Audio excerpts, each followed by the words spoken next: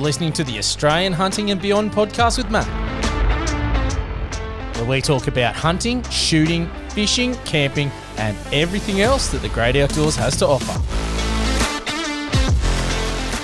Let's get into it.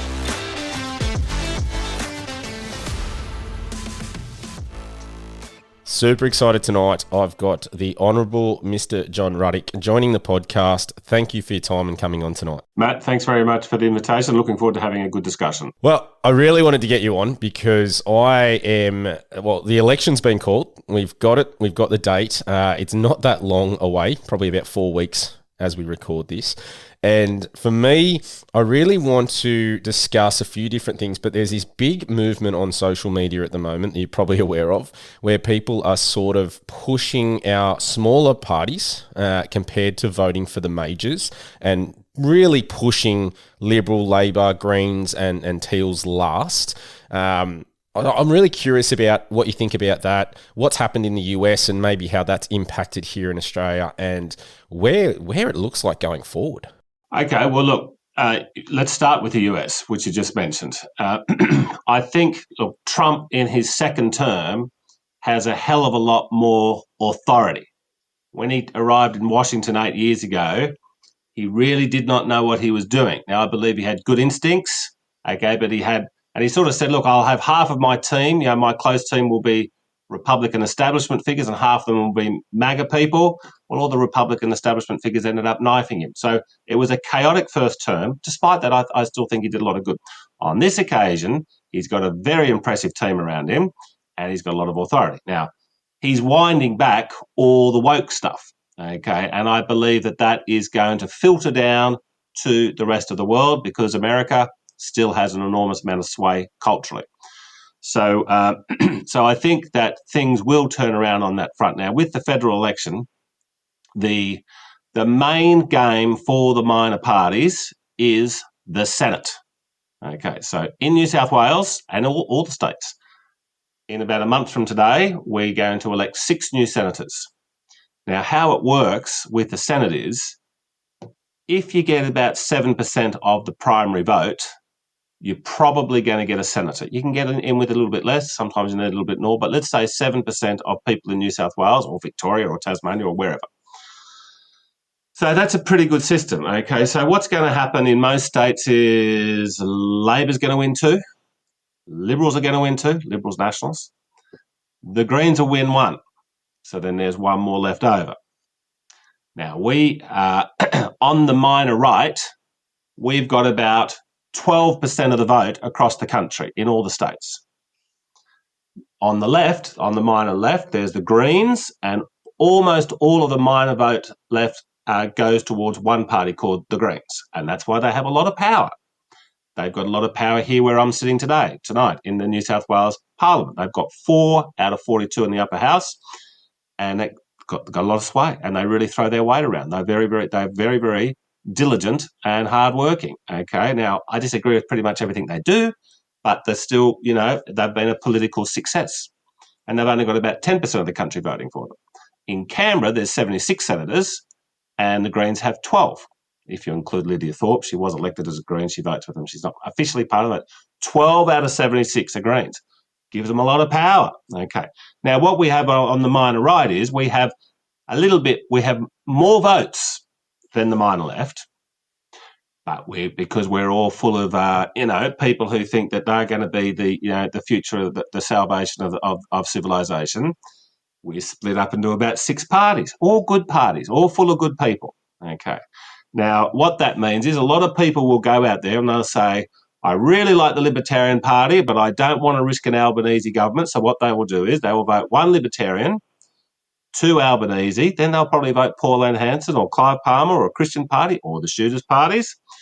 Okay, now, but what they're doing when they put their favourite minor right party first, but then they put the coalition next, they've basically voted for the coalition. That's what they've done. So what you need to do is you do need to vote for your minor right parties.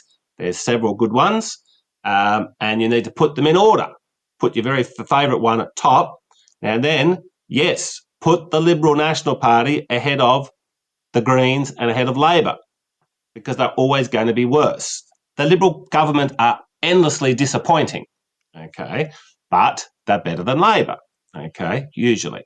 There's been a few occasions where a Labor government's been okay in this country, but we're talking about very, very, very few occasions.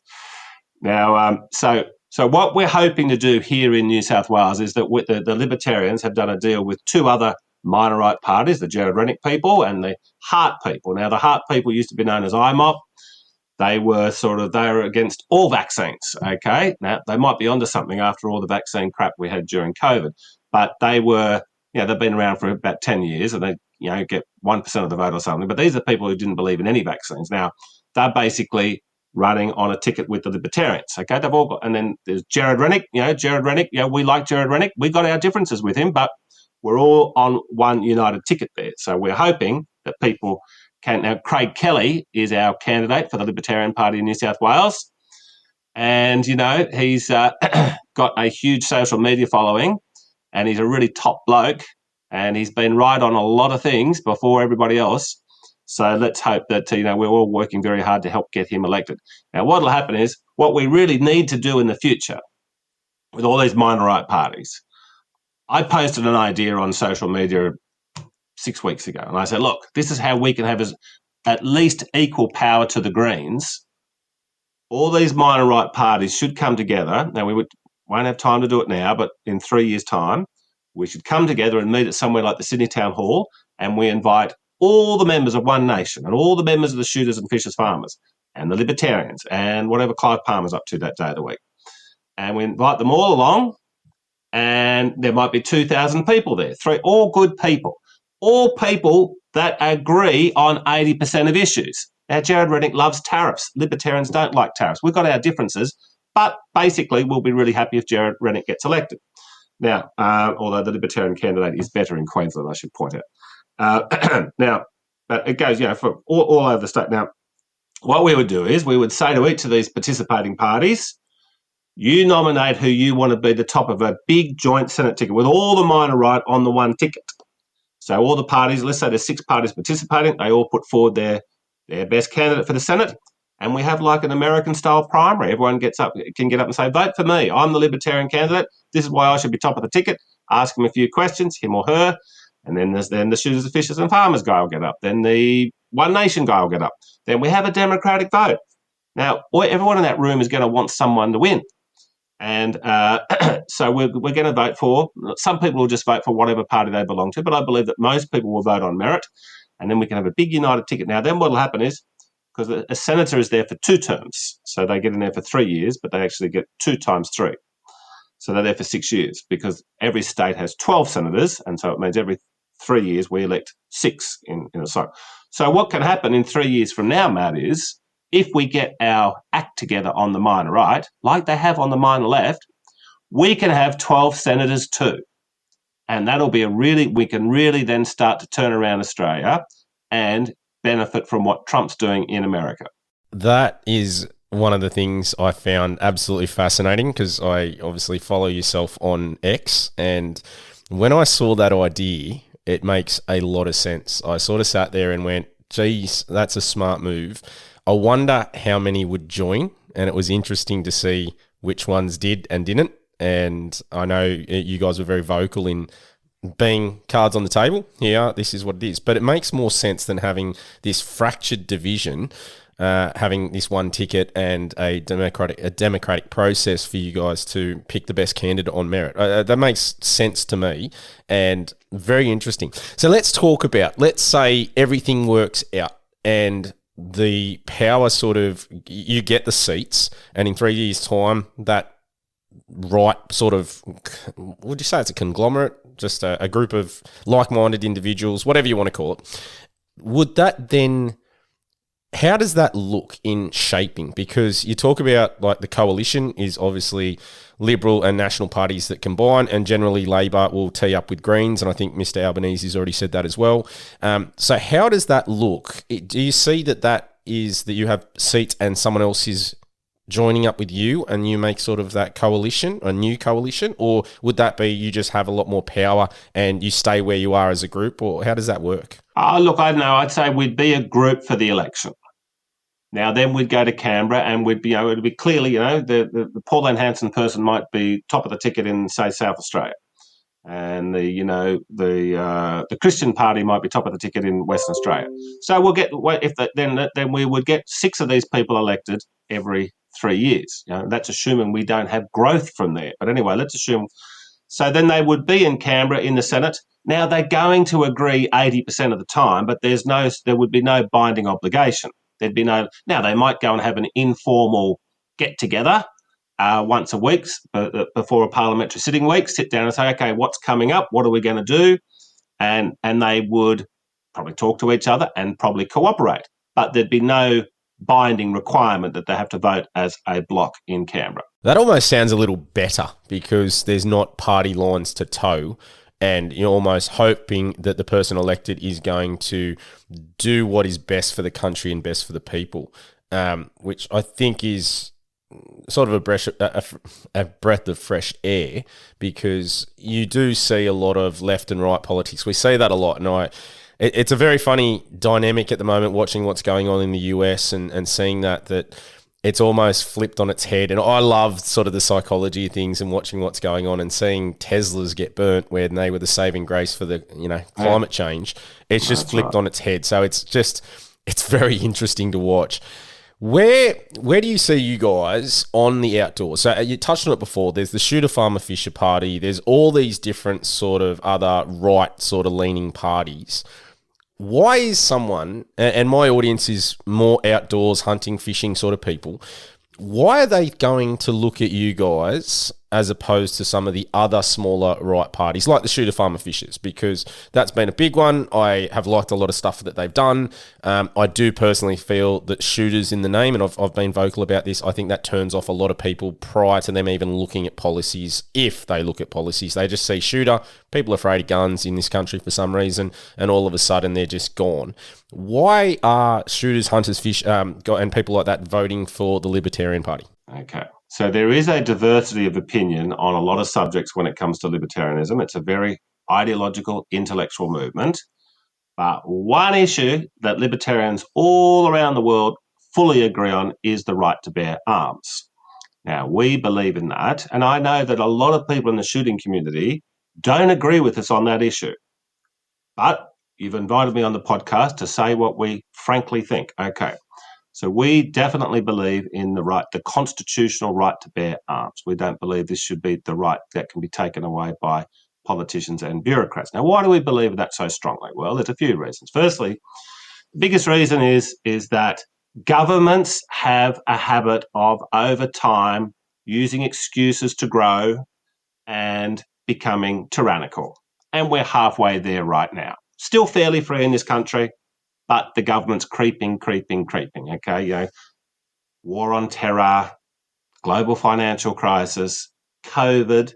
On all occasions, the government, ratchets up, and they say, "Oh, it's just temporary. Once the crisis is gone, we'll be back to normal." No, ratchets it up. So we believe, and we thought what happened during COVID was absolutely outrageous on every front, and it was basically a bad flu. And I believe it was because the left was just in this hysteria and they wanted to bring down Donald Trump, and they did bring down Donald Trump through COVID. Turned out to be good. I bet they regret it now because now he's come back stronger than ever. But let's not digress.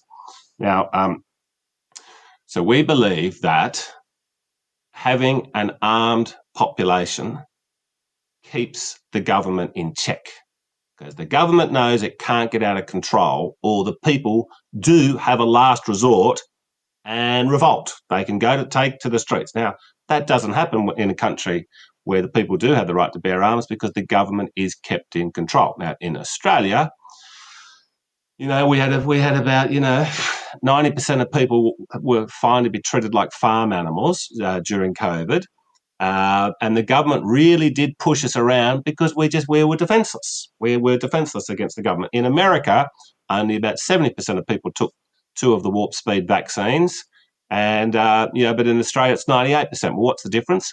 The American government knows it can't push the American people around too much. Okay, so that's the first reason that we like the right to bear arms. Now, the second reason we like the right to bear arms is one day Australia, we should assume, is going to be invaded. Okay, now we could have the Australian military wiped out, But an invader is going to be really, really cautious about invading us if they think that every second home might have a firearm. Okay, so it's one thing to take out our military, but then we're all armed anyway. So it's going to deter an invasion. Okay, that's another good thing.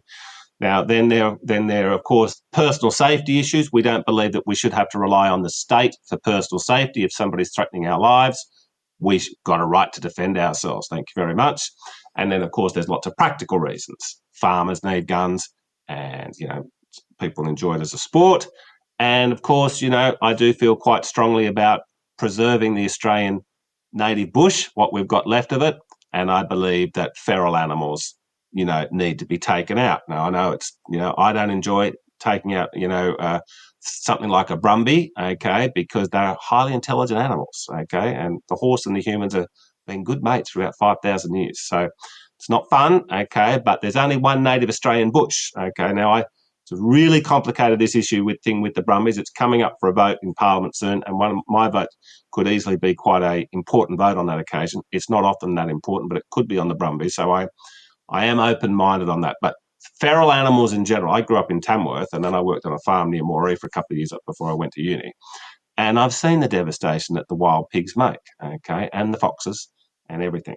So that would be one reason why I believe that the viewers should be interested in having a look at what the Libertarian Party is about. But more generally, the other reason why people who would be liking your podcast, Matt, would be interested in our party is because we're against the government, okay? We don't just want a low government. We think the government is potentially a dictatorship and very dangerous, and it keeps meddling in all of our lives. Now, the people that watch your podcast, I'm guessing, will have experienced the government meddling, usually over nothing, usually over just bureaucratic mission creep, okay, just to sort of boss you around.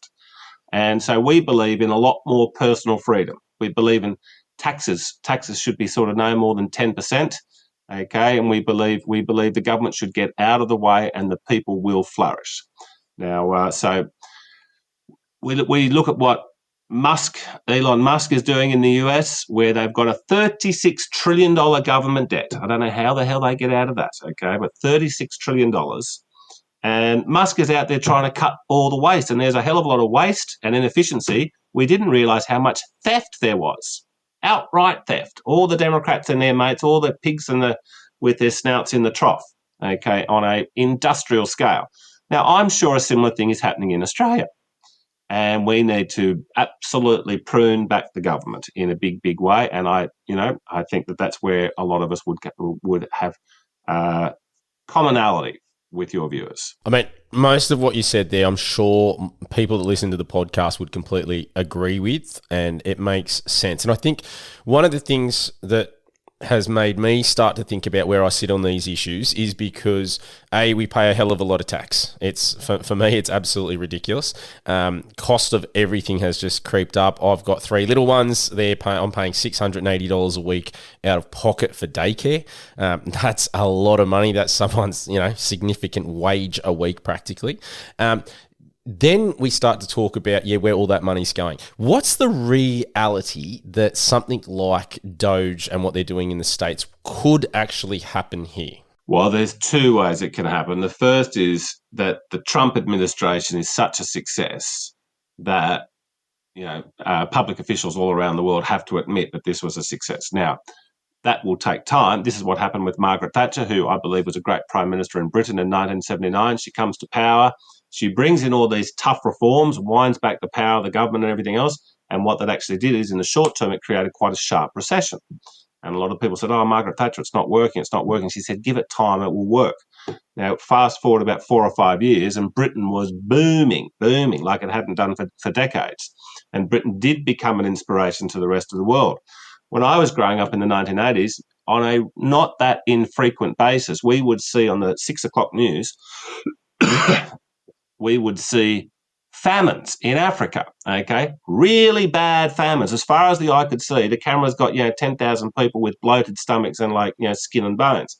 Why was that happening? Oh, communism, socialism, okay? Big government. Thatcher showed them how, oh, no, look, liberalise your economy, take an entrepreneurial attitude, reduce the power of the state, and voila, Africa hasn't had an basically barely had a famine since then, and it's there's when I think there's something actually happening in South Sudan now, but that is because of a war, not because of economic policy, which it was the case previously. So the first way it can happen is that the Trump administration, now it's it's going to take a couple of years, but the Thatcher reforms were so successful that when Australia elected a Labor government 4 years later in 1983 with Bob Hawke, that Labor government, basically said, "Oh, we're going to copy everything Margaret Thatcher has done," and that's why Australia actually had a reasonably good economy for a couple of decades.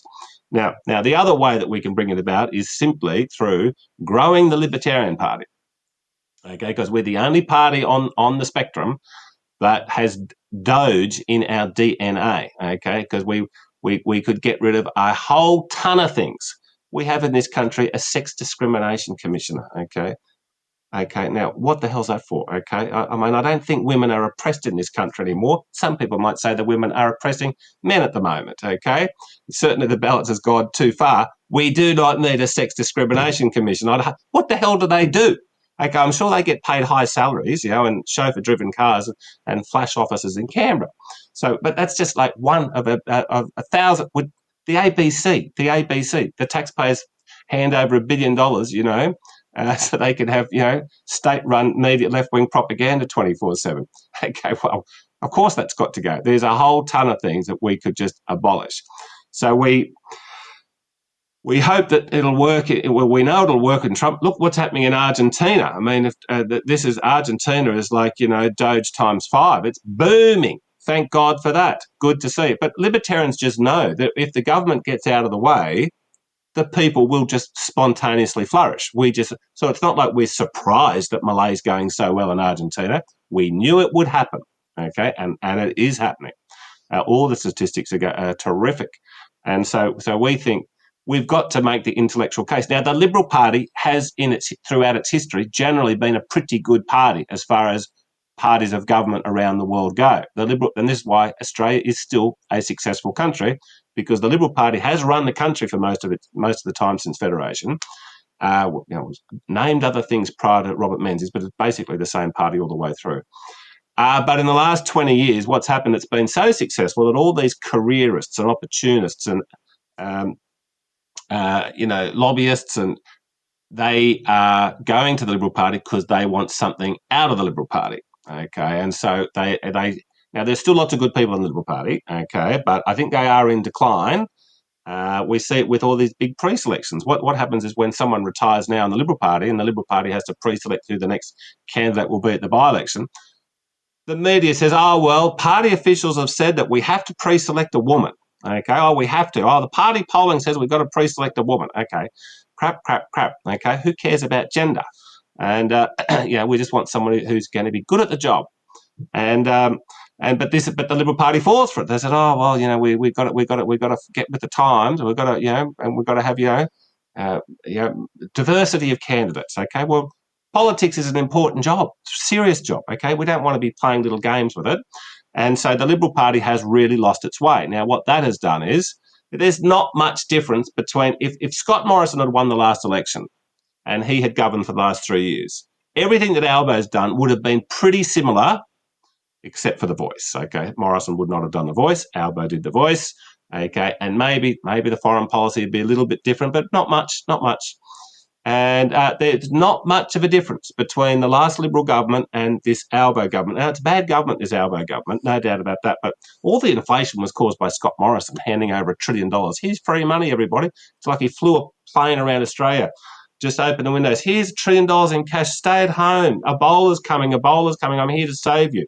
Gee, surprise, we've got inflation. So, and the worst part about it was not just dumb Morrison, and he is dumb, hardworking, but dumb. You get the feeling the guy's never read a book in his life. Where was the Liberal cabinet?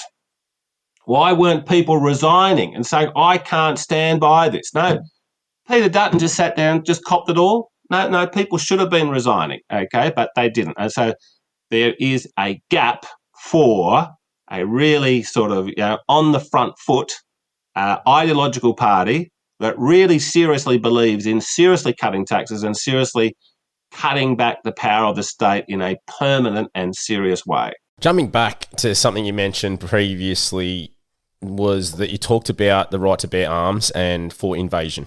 And it's very interesting. I talked to a lot of different people and their thoughts on that differ greatly.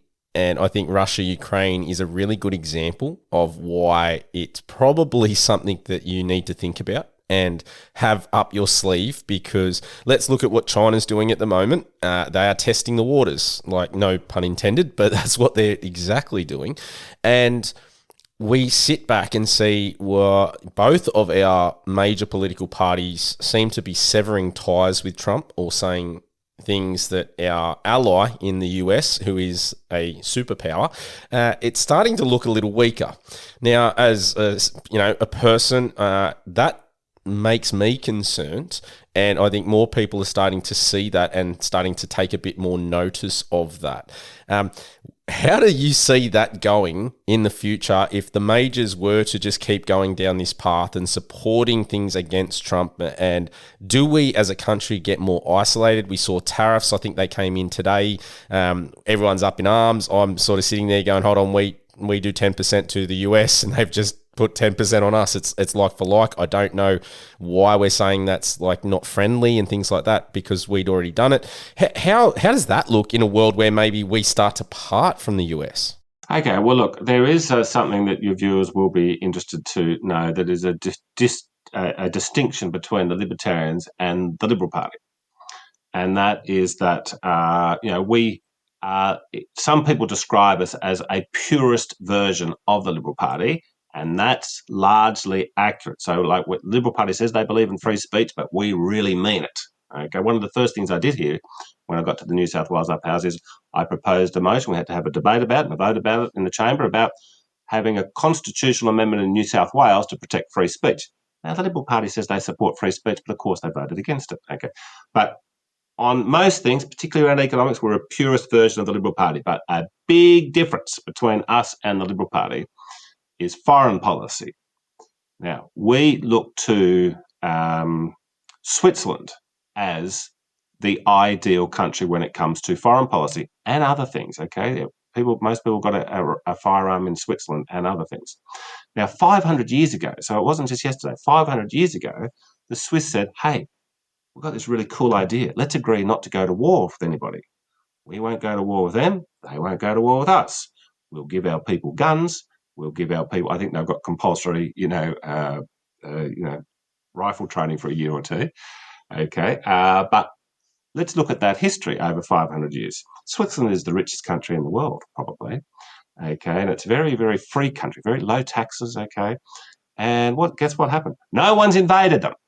Okay. So we can have the Napoleonic Wars, goes and kills, 6 million people in Europe for 25 years, leave Switzerland alone. Okay, I think there was a tiny little incursion by Napoleon, but it was over in about 2 days.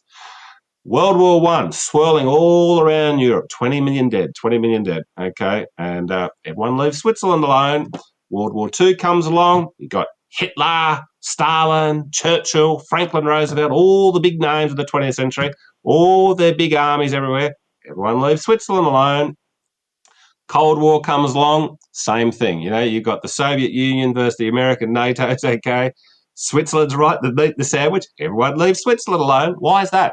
Because they just said, well, we're not going to go to war with you, okay. And so now they're big into humanitarian aid, privately run, not government run, because government run aid always ends up getting corrupted and ending up in the pockets of mates.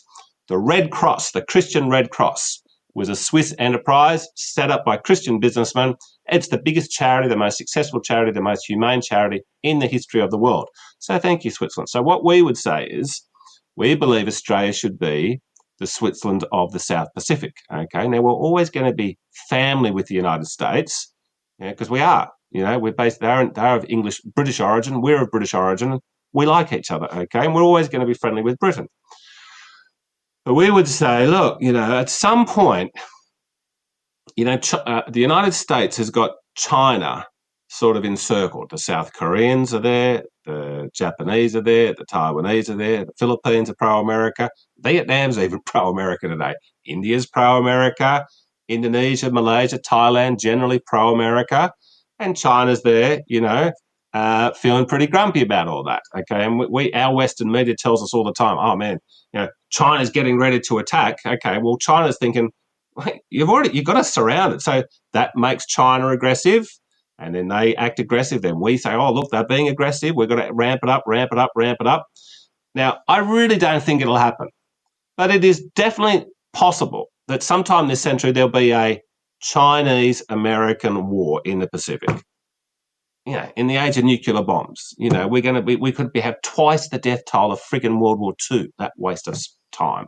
Okay, so now Australia is family with America, and we're friends with China because we do a hell of a lot of trade. We make each other a hell of a lot of money. They make money out of us. We make money out of them. So I think Australia's in a good position here to sort of say, look, let's try and just sort of avoid a war here, everybody. Let's sort of we don't have to be friends, but we can be non-enemies. Let's aim for non-enemies. Okay, and so, but we used to have Albanese's left-wing Labor. Julia Gillard was left-wing Labor. They were the two prime ministers who, more than anybody, sort of said, oh yeah. Let's make the Australian military part of the American military. Let's make Australia a big aircraft carrier for America. Well, one day, Matt, America might lose interest in the Pacific. Now, they're very interested in the Pacific right now, but what if the sheriff decides he's going to leave town? Well, we're the deputy sheriff as it stands at the moment. China's going to be pretty cranky with us. So I think it would be risky. There would be some risk in declaring ourselves the Switzerland of the South Pacific. But to mitigate that risk, we would say, well, we need to have the right to bear arms, okay, to prevent an invasion, because we couldn't rely on America in those circumstances. And second, I'm not opposed. I'm not like ruling out support for nuclear weapons, okay, but I think it's nice that Southeast Asia has all agreed mutually, hey, why don't we just not nuke up? Because if one of us nukes up, the Philippines gets them, then Thailand will want them, and Indonesia will want them, and we've all got to get them. We don't want that. We could get to that point, okay, but I do think we need to think about something like missile defense, like this Iron Dome thing over our capital cities. We can't put it across a whole continent, okay, but over our capital cities, we can say, look, if you're going to send a missile down here, we're going to have about half an hour's warning at least, okay. These supersonic missiles go pretty fast. We might have 5 hours warning, but if we've got an Iron Dome, we can take them out. So we'd have to think about that. And then, we'd...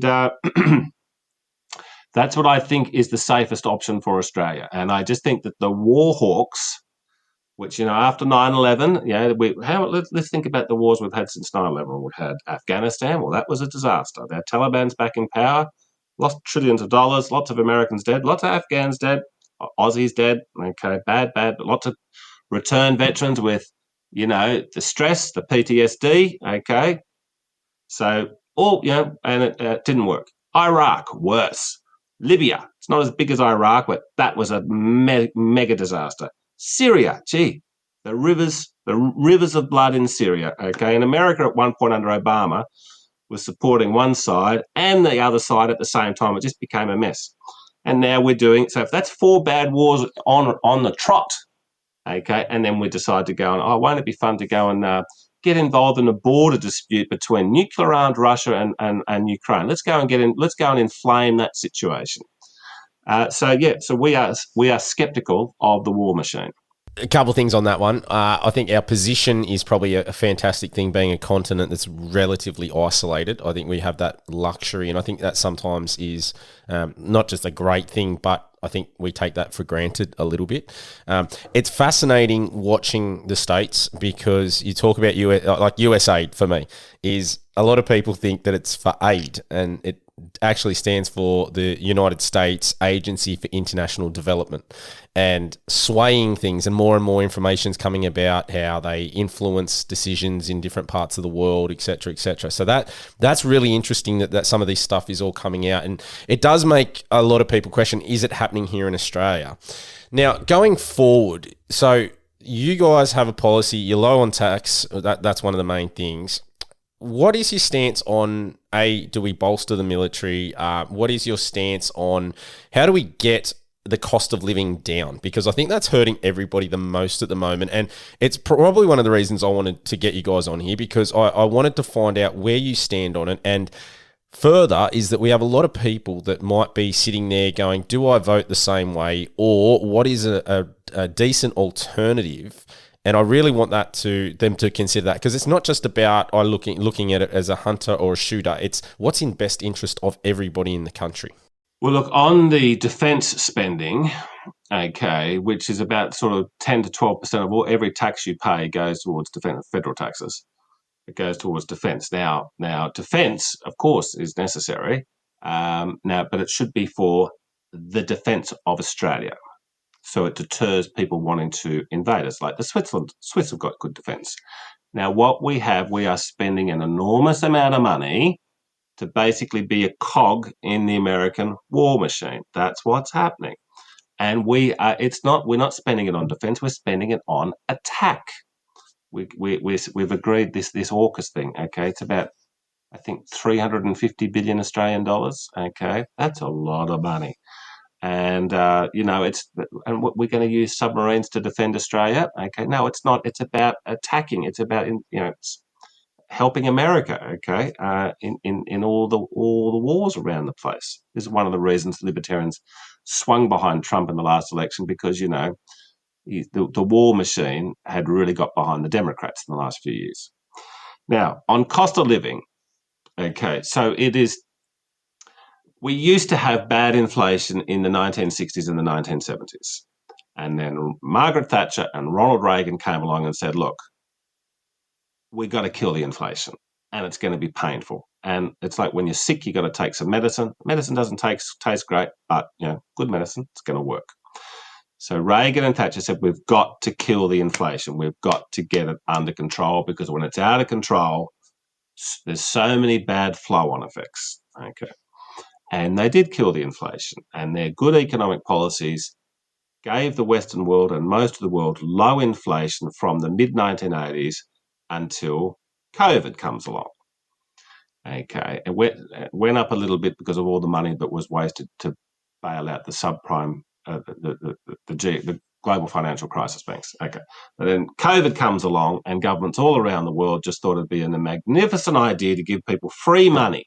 Okay, and libertarians were just all around the world aghast, horrified. They're saying, "Are you completely dumb?" And the answer is yes, they are.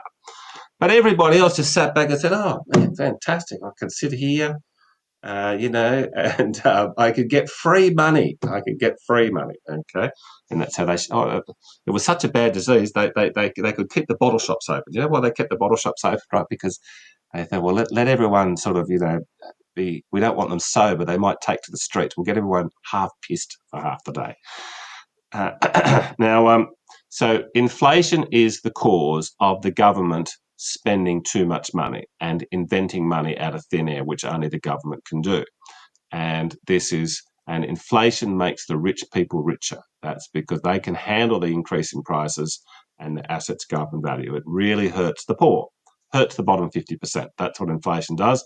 And it's caused by excessive government spending. Now, the textbook example is Argentina, okay, who basically had left-wing and right-wing governments since the 1940s, but they all believed in a big government, and they all believe. Right-wing governments can sometimes be, big spenders as well, okay, like Mussolini, okay, and many, many others. But so they had unbelievable inflation in Argentina, just chronic for years. I was there a year and a half ago, and it's like, $100 US buys you a massive bundle of Argentinian pesos.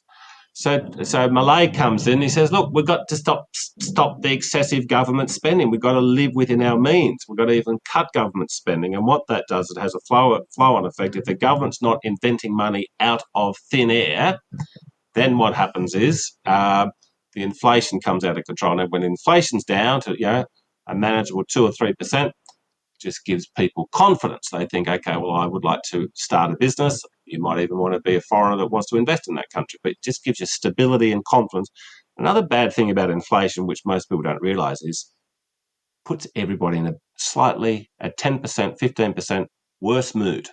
People just walk around, aren't as happy. They're a bit grumpier. They might fight with their spouse a bit more. They might fight with their colleagues at work a bit more.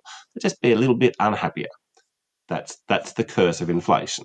So we need to we could easily reverse the inflation by massive Doge-style cuts to get to all levels of government spending. All right, major concern, housing and affordability. I know there's been a lot from the parties talking about partially stopping migration because we can't seem to build houses quick enough for the amount of people coming in.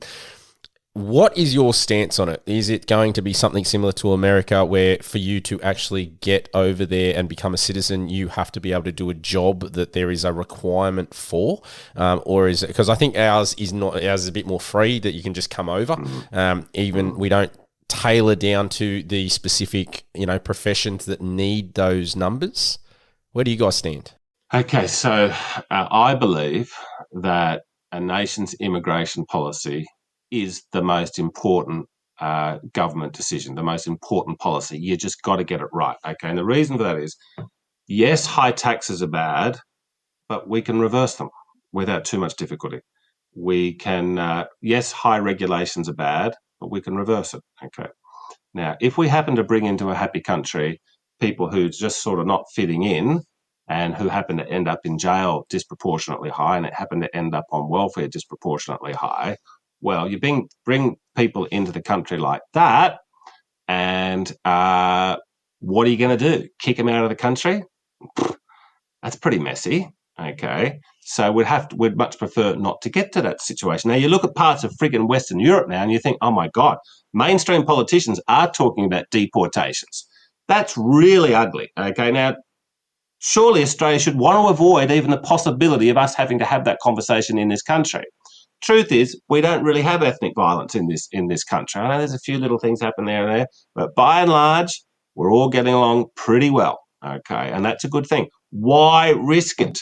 When we look at Western Europe, it's just one bad thing happening after another. And all some of the great nations of history, Germany, France, Austria, the Netherlands, Great Britain, all these countries have got this massive social tension. Okay, and it's just so I'm thinking, what you described yesterday in your question about, yes, we want to head in that direction. The official Libertarian Party policy is it would result in about a 75% reduction in immigration, and it would be extremely focused on not just skilled people, but the precise type of the skills that we need.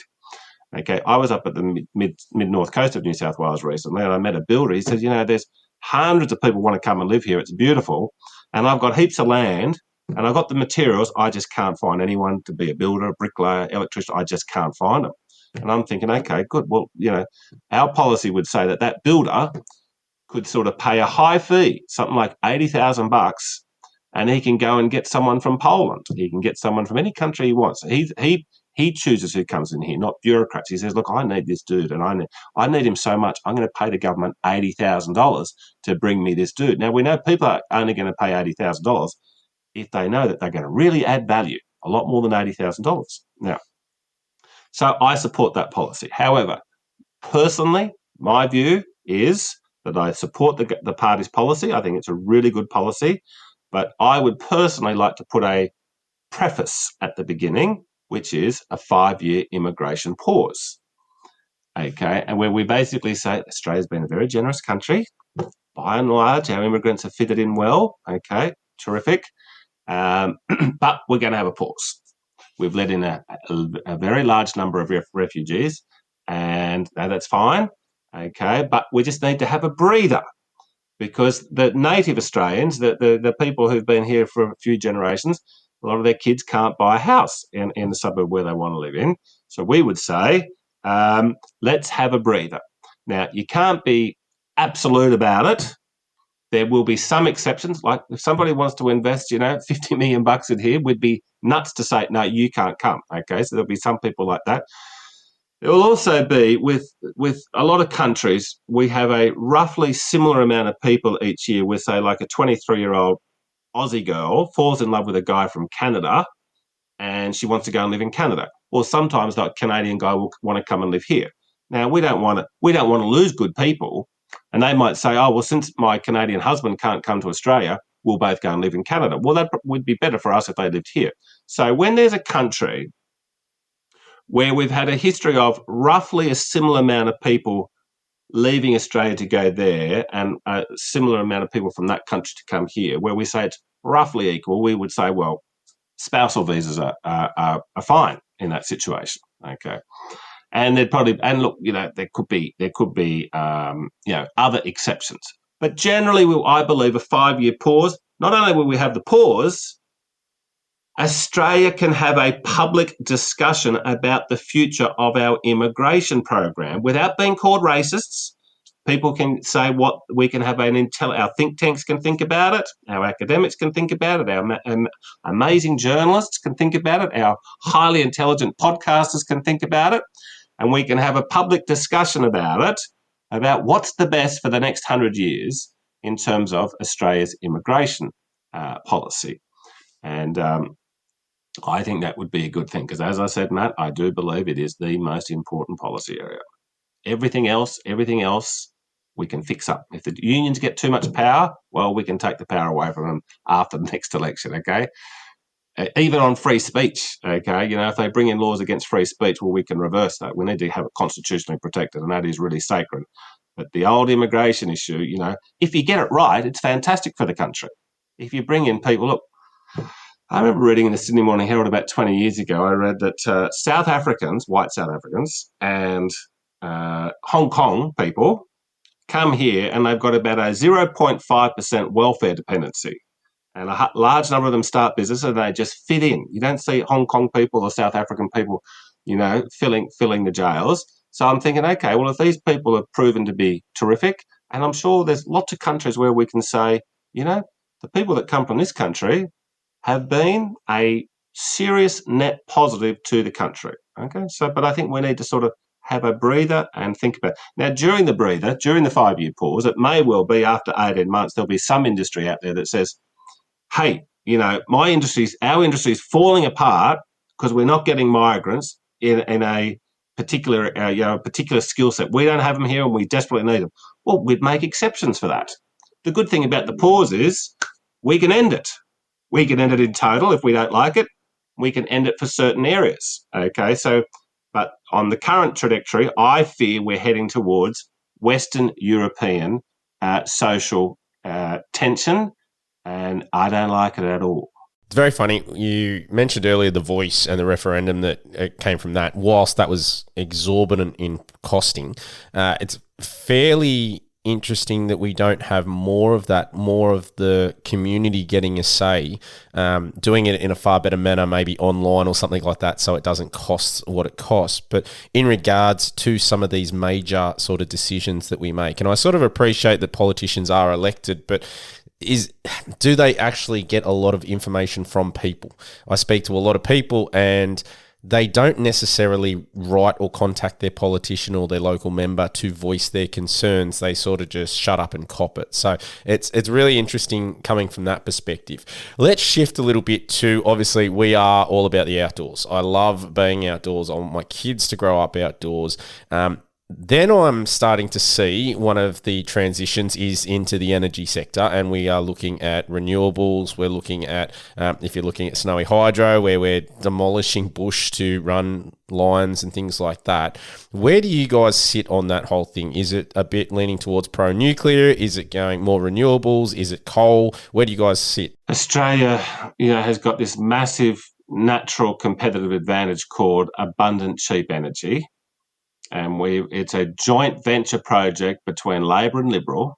Labor's worse, but Liberals aren't much better, of destroying it, okay, and hiking up our electricity prices. And electricity is the foundation of every single industry. There is no industry where you don't require a lot of fossil fuels. Okay, even if you just run a computer shop, well, you need to plug your computer shop in, don't you, to get the energy. So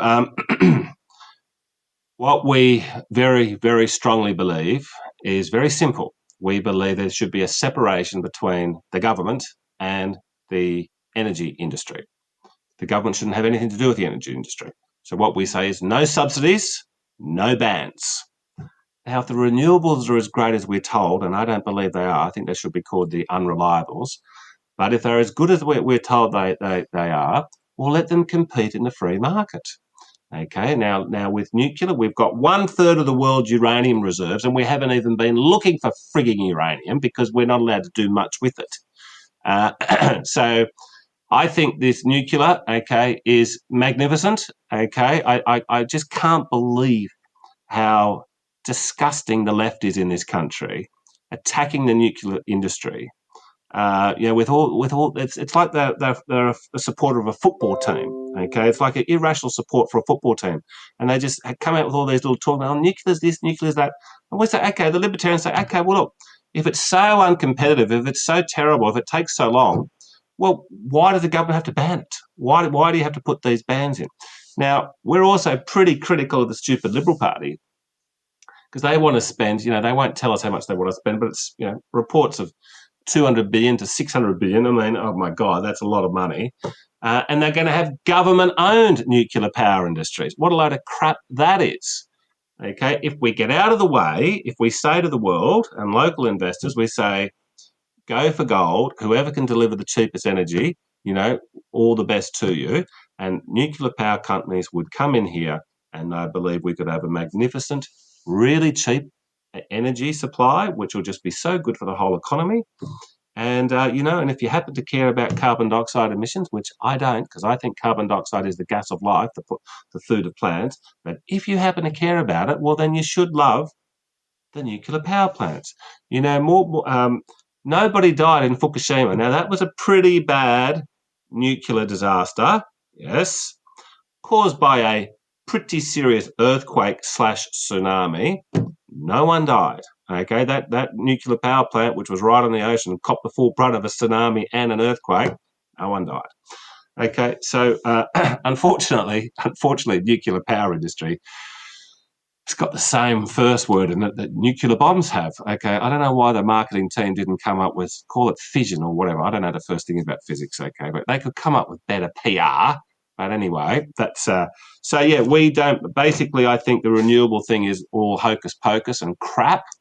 And I think that nuclear is basically good, but it shouldn't be up to politicians or bureaucrats to determine our energy supply. A lot of libertarians do believe in the global warming orthodoxy. No problem. A lot of them don't. Okay, but even those that do, they say, well, they agree with those two principles: no bans, no subsidies. Government shouldn't be paying any favours. Get out of the way. Let all the energy sources compete. There may well be in 20, 30 years, Matt, some genius, Nobel Prize winner might have thought of a whole new way to make energy. Okay, these things, if we get the government out of the way, there'll be innovation and dynamism, and people think new inventions. And the best way to achieve that is to get the government out of the way. So very simple what the libertarian answer is there. And once again, Matt, we're right and everyone else is wrong. A lot of things you're saying are making sense, and it just seems common sense sort of logic. And, I keep saying that nuclear is dangerous. Ansto out there at Lucas Heights, the reactor has been there for 70 years. We've had nothing really go wrong with it. And, I sort of sit there and go, I think the technology's probably got a little bit better in 70 years. Well, like everything. And then you look at things like Starlink and the NBN and things like that. So I do like where you're sitting and saying, we can look at some of these things and cut the waste. And I think that's really important. From access, because I know a big bugbear to a lot of outdoors people, shooters especially, is we've got great resources, national parks, very close. We are not allowed to get in there. What are you guys' stance on national parks? I mean, we're seeing more and more getting locked up. It's not something I'm really a fan of because I think that they are a public resource for everybody to use. I like to see people who do the right thing get rewarded. People that do the wrong thing, we need to hammer them and really make examples. Where do you guys think about the whole national parks and access to land? I think it's really important for young Australian children to go and experience national parks when they're young. Because I remember when I saw these beautiful national parks, it was sort of like, it was just like I was in awe of these things. Okay. And there are 180 national parks in New South Wales as of today that are either closed or partially closed.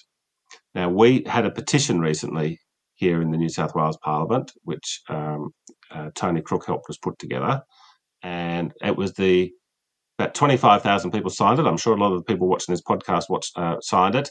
And that's the biggest petition this Parliament's had since the massive euthanasia debates. That's a big issue. And that called for a public inquiry to say, why the hell are so many national parks being shut down? Because what's happening is they are obfuscating. They aren't telling us. They aren't giving the public clarity. So there's a whole range of reasons. Now, I'm sure one or two of these reasons will be justified. Okay, the Wallamai pine is a very rare plant. Okay, it's still growing wildly there. And we don't want people going around tramping around looking at this Jurassic Park tree, okay, and so that's good, that's fine, but that's a very limited area, okay. And then we sometimes have to have a bit of closure for fire breaks and back burning, blah blah blah. But what's going on here at the heart of many in the left is that they are misanthropes. They hate people. Okay, and they think people are bad, and they think nature, untouched by evil mankind, is pure and good. And so they want to increasingly hand over power to the national. They don't want people in the national parks, and I think it's bad for the health of the national parks because actually it probably increases fires, and also shooters can take out the feral animals, the deers and the foxes and the rabbits and the pigs. And dogs, wild dogs. That wasn't a thing when I was growing up. These wild dogs are pretty, and the wild cats are turning into little lions in some places. Okay, so do we want to let this keep going and kill all the native Australian animals? I don't think so. Now, so what we need to do is have clarity. Now, a lot of it has they don't want to tell us this, and again, it's a joint venture between Liberal and Labor, Aboriginal issues. Okay, now. Look, the Libertarian Party is radically colour blind. We don't care about your family history or your skin colour. Now, if I have a close mate, I might be at a pub on a Sunday afternoon having a beer, and I will be curious. I'll say, tell us about your grandparents. I said, do you know anything about your great-grandparents? Only if they're a pretty close mate.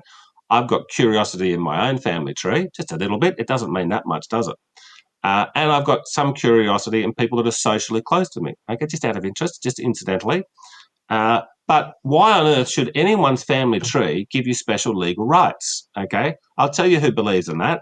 Racists. You're giving that is the definition of a racist. You're giving people particular rights not because of their content of their character, because of the colour of their skin and because of their family tree. So we're radically opposed to that. We believe in individuals. Now, and they've at budget estimates last year, I asked them in National Parks and Wildlife, I said, look, I've heard a rumour that you're going to try and, over time, hand over all the national parks to sort of Aboriginal freehold / joint management with national parks. And one of the very senior bureaucrats said, yeah, that is the plan. He did not deny it. He was sheepish about it, but he did not deny that's the plan. So, look, we're just gearing up on this front, okay, because we want to absolutely reclaim our national parks and our state forests. And you know what? This is another case of the government doesn't like talking about it. The bureaucrats are just doing this out of public view because there'll be riots in the streets, or there'll be protests in the streets at least, if people hear about this, okay? This is when the government wants to do something bad, I've worked out, they make a city hill at 4 o'clock in the morning, something that they know the public will hate, like all this transgender stuff, all this transgender extremism. They made a city till 7 o'clock in the morning. They just wanted it done and dusted. They didn't want the public to know about it. And the legacy media wasn't interested in reporting on it. Okay, but everyone would have been pretty shocked with what the laws are in that front now. And they recently did it with hate speech laws. They made it sit all night. They know it's not popular. Now they're doing this with the bloody national parks, which drives me mad. And so hopefully we're going to have a debate on it shortly, and hopefully we can have an inquiry and get people along and say, why there's 180 national parks. I'd like to ask the bureaucrats, okay, why is this one shut? Why is this one shut? Go through them one after another. I was up at Mount Warning a year ago, beautiful Mount Warning, okay? And, it's as far as mountains go, you don't normally describe a mountain as charismatic, but that is a charismatic mountain. You can see it from a long way away. Captain Cook saw it, in 1770. And the whole thing's been shut down. At first, it was shut down because of COVID, but that was all BS. Now they're going to hand it. They're going to say that only Aboriginal men of a certain tribe are allowed to access that because of Dreamtime stories, which I'm very sceptical of. Very interesting stuff. Just before we wrap it up, why politics? It's something that fascinates me. Why anyone would want to get into this and trade and back and forth and have the arguments, and it must take a lot of time and effort. I feel that there would be very little reward because someone's going to hate you somewhere. How did that happen? Look, it is an interesting subject about why certain people, it's a small percentage of the population, do get attracted to being on the front line of politics, okay? It seems to be this sort of random gene that just sort of pops up in people's lives, because very often you can have highly political parents, but the kids are not interested in politics, and you can have parents who aren't interested in politics and their kids aren't interested in politics, but one of them is. Okay, so now it could easily just be circumstances.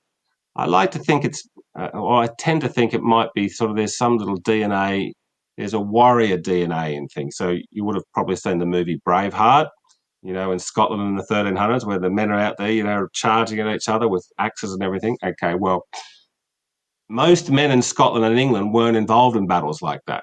Okay, only a small number found themselves at the front line to be involved in that. And that is sort of like what politics is. And some people, and mates of mine who I know are interested in politics, a lot of them, just at the age of 7 or 8, they were just sort of interested in watching the nightly news and saying, what's going on? Why is that? And asking their parents, who's this person? What does that party stand for? And, so that's just, it has been a lifelong sort of interest. My views on subjects have changed, but I think that is a healthy thing. And because people who don't change, so many people who are involved in politics professionally, it's like what I was saying before, it really feels like they're supporting a football team. Red team's good, blue team's bad. And like when I was 7 years old, there was a rugby league grand final on, and it was between the Cronulla Sharks and Manly Sea Eagles, and it was a tie, and I was going for Cronulla for some reason because I like the colour blue. I had no connection with the Shire, and it was a tie, and so it was really dramatic. It's the first year I've got into it following rugby league, and then it went into extra time, and it was still a tie. Then I had to replay the game. Anyway, so since then I've just had this irrational sort of love for the Cronulla Sharks. Now, I've got no connection with the Shire. I've never lived anywhere near there. Okay, I barely know anybody from the Shire, and I'm not even massively interested in rugby league these days. But I think the Sharkies are playing actually while we recorded this. But I will. I just sort of want to watch them. But it's just this irrational. It's like when we're growing up with evolution. You would have loved your tribe and hated the tribe over the other side of the mountain. So, and that's what a lot of political people are like. They just support their tribe. Okay, it's like with the nuclear industry. All these geniuses on the left, they're just like trotting out all these lines. What's wrong with nuclear? What's wrong with nuclear? Okay, they don't really think about what's best for the country. So, so they're the people to avoid in politics. The people who sort of say, who just go along with their team. They just sort of, because they want to get promoted in their party. Look, that I can completely agree with you. I'm always talking on here about I'm a lifelong learner. I have a growth mindset, and it's funny how I see people refer to it in politics. Someone flip-flops or changes their position. I think that's actually the sign of intelligence, that you can be presented different information that questions your own beliefs, and you're smart enough to be able to pick holes in your own argument and see maybe it's a change in where you fall. So I appreciate your honesty about that. John, finally, what's the message out there for people who may be sitting on the fence of who to vote for? Well, look, if you're in you got a national podcast, I would ask people to have a look into the Libertarian Party. And the best way to help us with your vote is to vote number 1 for us in the Senate. Also helps in the lower house, but in the Senate. Now, if you are inclined to vote for us, then please do put other good minor parties below us, but above Liberal and Labor. Look, the Libertarians have got a saying amongst us, and that is that everyone agrees with us. When there's a really contentious thing, everyone agrees with us, but they usually take 10 years to catch up. Okay. The Libertarians are, when the global financial crisis happens, and the United States in particular spent endless billions, probably trillions, bailing out bad Wall Street banks, and everyone said, "Oh, well, we've got to do that, or the financial system will implode." The Libertarians said, "Look, let those reckless banks go bust. Everyone's got to learn a lesson, okay? We can pick up the pieces and move on. If we go and get the public into debt, the government into debt, it's just going to bog everything down, okay?" And that's exactly right. Now, we were right on the global financial crisis. After 9/11, the Libertarians were saying, "Hey, we've got a better idea than going bombing the hell out of the Middle East," and that would be this. The day after 9/11, the US Secretary of State, Colin Powell, could have flown into Kabul. Now, I know that they were a pack of pricks there, the Taliban, but we could have sat down with the Taliban and said, "Look, you've obviously seen what's happened on the news. It's not real good. We're pretty cranky at the moment. Option one is we invade you and try and find Osama ourselves. Option two is here's $10 billion to whoever can catch Osama, and they can have 50 passports to the United States for them and their mates." Osama would have been found in about 10 days, okay? And then we could have given them the money. We all moved on. We wouldn't have had to waste all that money. But left and right in the mainstream political parties, they said, "Let's go to forever war. Let's go to forever war," okay? All because of 9/11, okay? We could have got Osama, put him on trial in New York, found him guilty, and executed him. Over. Then we wouldn't have to put up with, the threat of jihadist terrorism, okay? So we were right about that. The Libertarians were right on frigging COVID, okay? As soon as COVID started, February 2020, Libertarians all around the world, and everyone's losing their mind. John Howard, fell for it 100%. Everyone fell for it. Libertarians are saying, well, firstly, it's not that serious. And secondly, we can cope, okay? We don't need lockdowns. We don't need to pay people to stay at home. And we certainly don't need to force warp speed vaccines on people. Okay, so we just see everything, Libertarians see everything through one prism. What will make the government smaller? Because the government's dangerous. The government will get things wrong. So that's where the Libertarians, look, the party that we probably have the most in common with is Pauline Hanson's One Nation. And we like Pauline and we like One Nation, okay? But what's the difference? Pauline says this: yes, it's all bad. If you vote for good politicians, we'll turn it around. The Libertarians say, look, we want you to vote for us, but we're not going to turn it around because we're any better than them. We're going to turn it around because we're going to be like Harvey Millet. We're going to make the government a hell of a lot smaller, get the government out of your life, and your life will be a lot more prosperous and dynamic without the government bossing you around all the time and taxing you to death. Love it. I'm all about free choice. Get all the information and you make a decision, not be forced into it. So I think that's a really good way to wrap it up. John, I really appreciate your time and best of luck in the upcoming election. I'm very keen to see how your party and the rest of it all plays out. So thanks for coming on. It was a real honour, Matt. I enjoyed the conversation. Thanks for having me. Okay. All right, listeners. Bye for now. You've been listening to the Australian Hunting and Beyond podcast with Matt. Thanks for tuning in and can't wait to catch you next time. But in the meantime, if you want more, you can find it at linktr.ee/Australian Hunting and Beyond. That will give you our YouTube, Instagram, X, Facebook, you name it. We'll catch you next time.